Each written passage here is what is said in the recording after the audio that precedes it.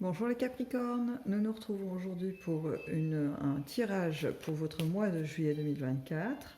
Je vais commencer par une arcane majeure du tarot de Marseille pour voir un petit peu quelles sont les énergies qui vont vous accompagner sur cette période. J'ai dit nous alors que je ne suis pas du tout Capricorne, je ne sais pas pourquoi ce nous est arrivé. Alors les Capricornes. Pour les Capricornes, nous avons les amoureux. Alors c'est rigolo parce qu'elle avait commencé à sortir du jeu, elle était retournée, je l'ai rangée dedans pour continuer à battre le jeu, et au final elle ressort. Donc c'est vraiment votre carte pour le mois de juillet les Capricornes. Alors, l'amoureux, l'amoureux pour vous les Capricornes. Il y a quand même de l'attirance. Là, j'ai plutôt le côté affectif qui ressort, une idée de triangulaire, quelque chose où ça ne concerne pas forcément que les couples. C'est-à-dire qu'on est en couple et puis on a une attirance pour quelqu'un d'autre. C'est compliqué à gérer parce qu'on n'est pas encore dans l'étape où le couple actuel est complètement fini. On est encore dans l'amour, dans l'affection pour le partenaire qu'on a actuellement. Et il y a une tentation qui arrive, quelqu'un qui attire vraiment notre attention. Que ce soit un homme ou une femme, peu importe, vous adaptez en fonction de votre situation. Et pour les célibataires, on va être sur quelque chose de l'ordre de le choix entre voilà une attirance qui va être sur deux personnes quasiment en même temps, peut-être, voyez, c'est quelque chose où on va être un peu tiraillé. Bon, du coup, je vais dérouler la colonne affective pour vous, les Capricornes, sur cette période. On commence par un 3 de denier, suivi de la lune, et le 6 de bâton. Donc, au niveau affectif, on retrouve cette idée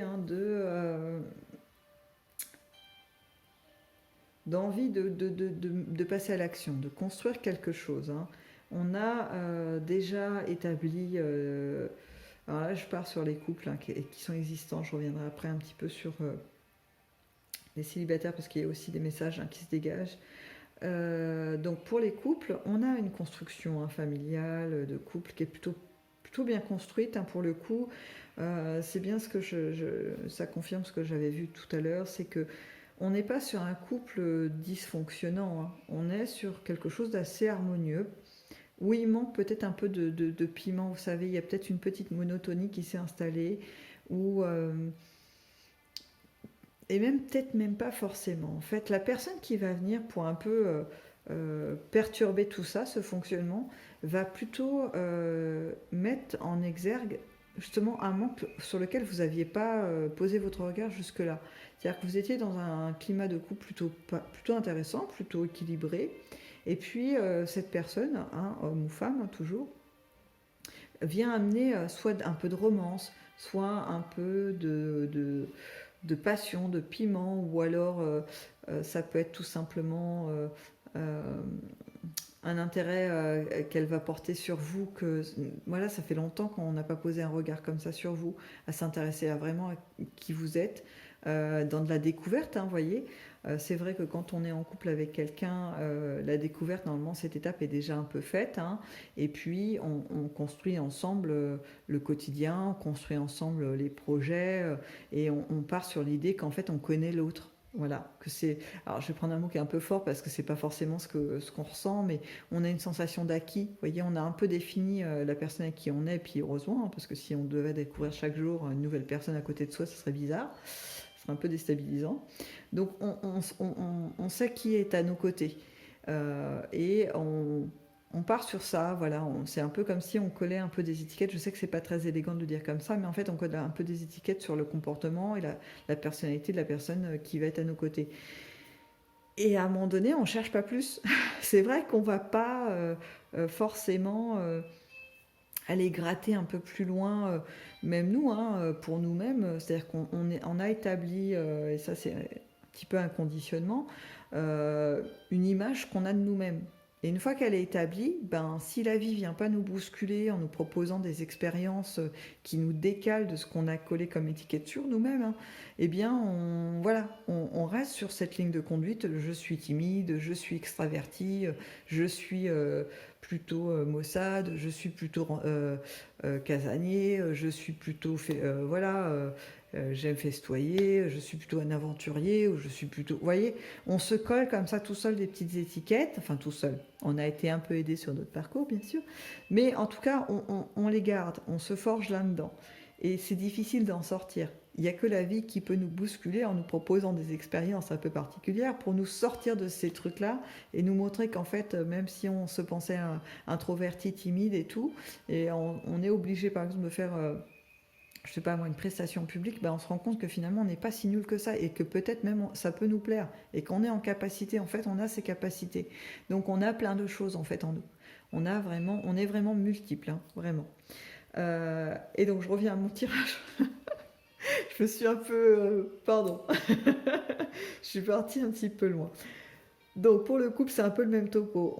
On a une image de la personne qui nous accompagne et on reste un peu là-dessus. Et là, il y a une nouvelle personne qui arrive et qui nous montre autre chose et qui s'intéresse en tout cas à nous et qui nous pose un regard qui nous décale. Vous voyez, c'est peut-être aussi ça, la vie qui vous propose cette rencontre pour aller peut-être explorer un peu plus loin qui vous êtes. C'est vraiment intéressant parce que c'est vraiment aussi ce qui se découle un peu par la suite, c'est que on va aller je mets à part cette rencontre, hein, parce que je ne sais pas si vous allez la saisir, laisser cette personne juste faire un passage dans votre vie, parce que vous êtes vraiment bien dans votre couple et il n'y a pas d'intérêt à aller bousculer tout ça.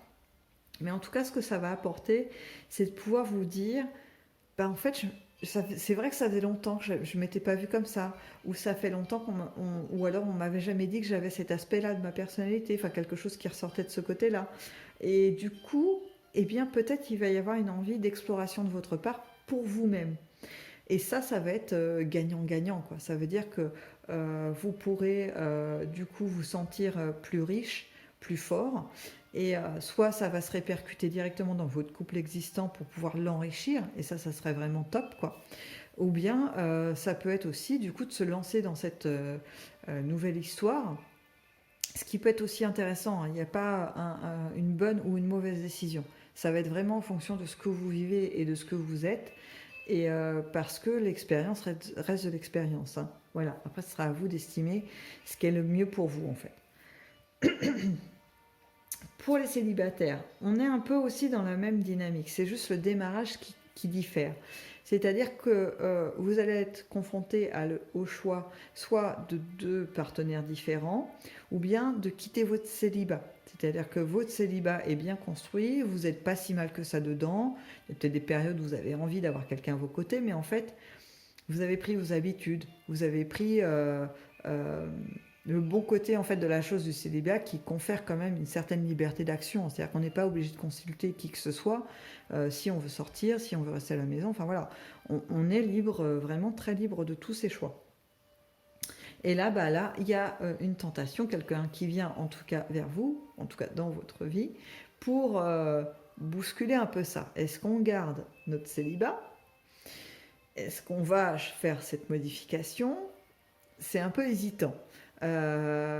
Ou bien c'est deux personnes qui viennent vers vous et là c'est compliqué parce que du coup elles amènent des éléments différents qui vous plaisent et c'est pas facile de choisir si le choix se fait, hein. C'est pareil, hein, on peut dire il y a deux personnes qui me plaisent bien en même temps, c'est juste un petit coup de cœur, quoi. Je suis pas dans un élan vraiment qui me fait penser que j'ai envie d'en savoir plus sur eux, que je suis dans cette démarche vraiment de rencontre, quoi. Voilà, c'est pareil, c'est tout à fait libre.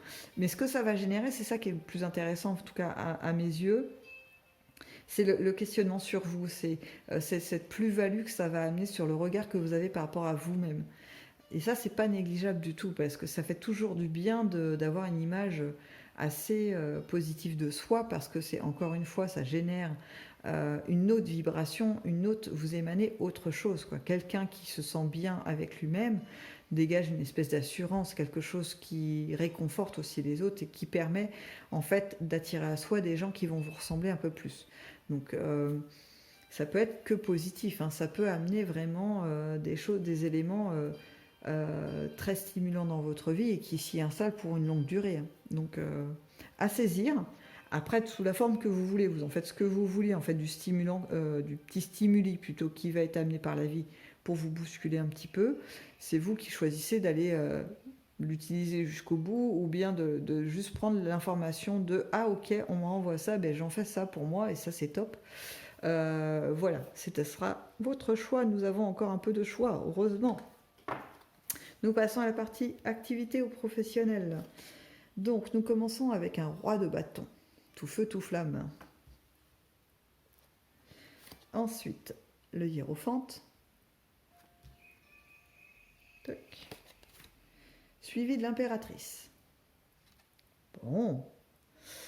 Est-ce que vous seriez, les Capricornes, dans quelque chose de l'ordre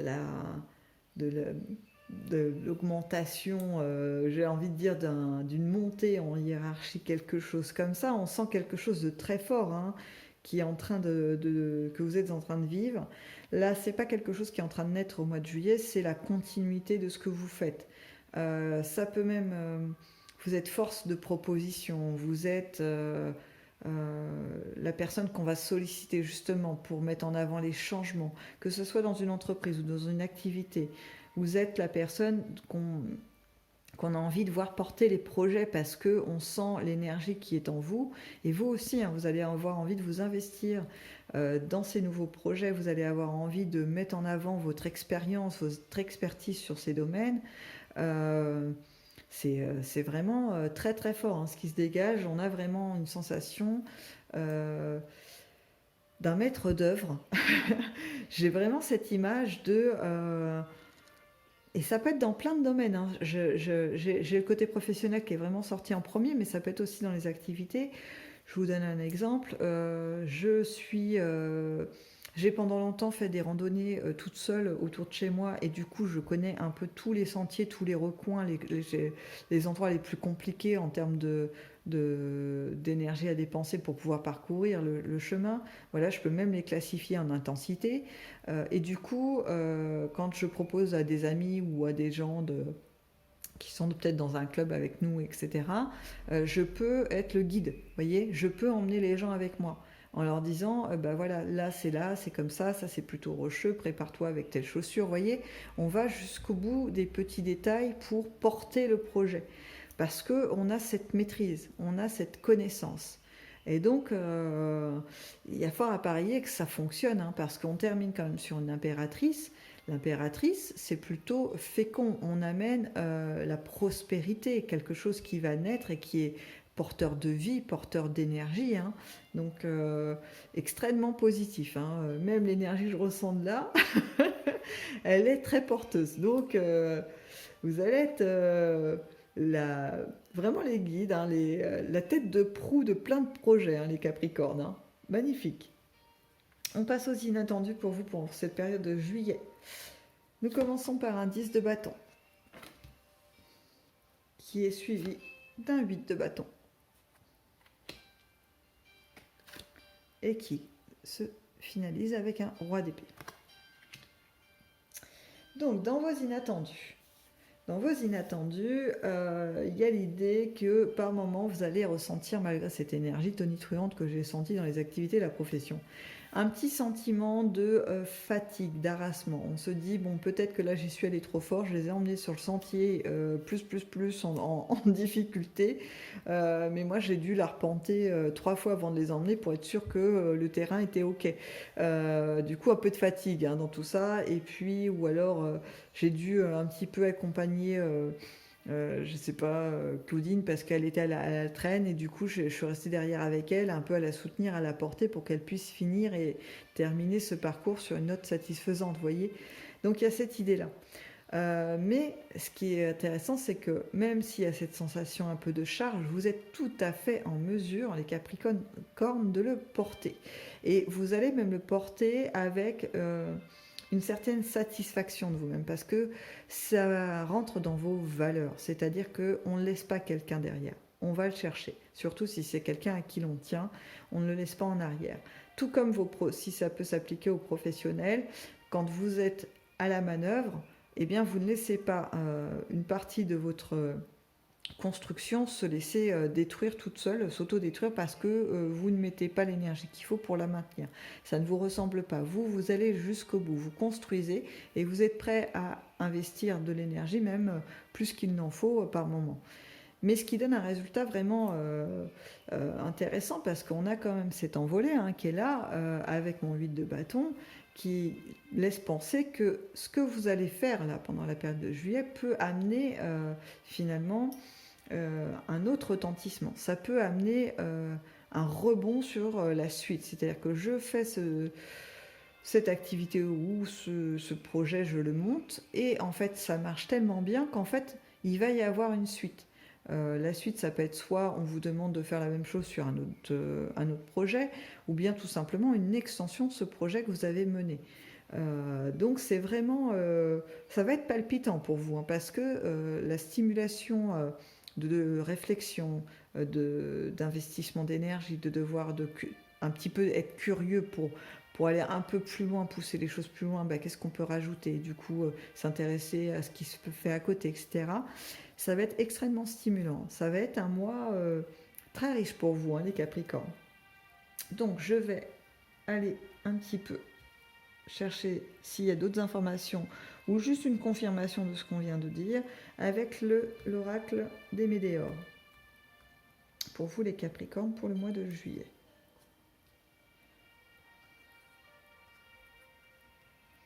Bon, je commence avec la réconciliation. Pour moi, elle est plus avec vous-même, vous voyez. On est dans ce que Voilà, on retrouve un petit peu les informations du côté affectif ou amoureux ou amical ou familial. Mais c'est plus par rapport à vous-même. Vous voyez, vous refaites un lien avec vos racines profondes de ce que vous êtes.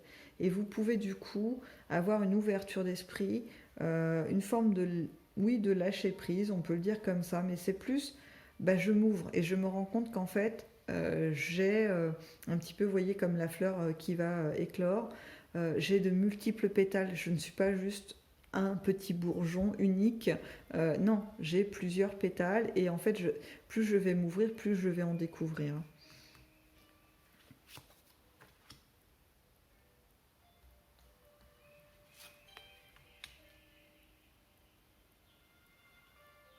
Oui, vous allez avoir du coup un mouvement pour laisser de côté la vieille image que vous aviez de vous. Vous voyez, je vous dis n'importe quoi. Je me vois comme quelqu'un d'assez pointu par exemple en plantes. Voilà, je suis assez calée. Je connais vraiment beaucoup de choses et ça, c'est ma spécialité. Voilà, je sais faire ça. Et la vie m'amène à me rendre compte, par la rencontre de ce personnage, qu'en fait, il y a les plantes, mais en fait, avec cette connaissance de plantes, je me suis aussi intéressée du coup à l'aromathérapie. J'ai des connaissances aussi en aromathérapie que je savais, mais je ne les mettais pas en avant, parce que pour moi, j'étais uniquement avec les plantes. Vous voyez, j'avais collé de la belle étiquette plante sur moi, et l'aromathérapie, je l'avais laissée de côté. Et cette personne qui vient vers moi me le fait remarquer en disant « Ah ouais, mais quand même, ça, je savais pas au niveau des huiles essentielles, machin, qu'on pouvait les utiliser comme ci, comme ça. » Et là, je me dis « Ah ouais, en fait, je pourrais aussi exploiter cette connaissance, cette partie de moi, et pourquoi pas. » Et du coup, vous voyez, cette étiquette qui était très figée, de moi, c'est juste les plantes, elle se gomme. Elle se gomme au fil du temps pour laisser place à quelque chose de beaucoup plus grand. Parce qu'une fois que j'ai ouvert cette porte, je suis capable de faire autre chose et que du coup il n'y a plus cette étiquette qui était figée, qui servait un peu de mur, de tu peux pas aller plus loin. Une fois que j'ai fait tomber ce mur de tu peux pas aller plus loin, là il y a une multitude de chemins qui s'ouvrent à moi. Je peux aller vraiment dans tous les sens, sans m'y perdre bien sûr, mais je peux explorer toutes sortes de choses. Donc ça va être intéressant pour vous, hein, c'est ce qui va se produire. Vous voyez, on arrive après sur un... je vous la montre parce elle est vraiment très jolie cette carte. On est sur la paix intérieure. Mais là, pour moi, c'est vraiment les ramifications. Vous voyez, vous êtes construit de multiples fleurs. Vous n'êtes pas qu'un bourgeon qui va s'ouvrir avec quelques pétales. Vous êtes multiples. Vous êtes capable de faire une multitude de choses. Vous êtes vraiment très, très, très, très riches, les Capricornes. Donc voilà pour votre mois de juillet. Je dirais que peut-être la ligne de fond, là, elle est plus à étendre sur une année complète, voire sur une vie. On peut s'explorer à l'infini. Il n'y a pas de limite. Les seules limites, ce sont nous-mêmes qui les fixons et qui les laissons ou décidons de les faire sauter, tout simplement. Je vous laisse donc là-dessus et je vous dis à dans une prochaine vidéo.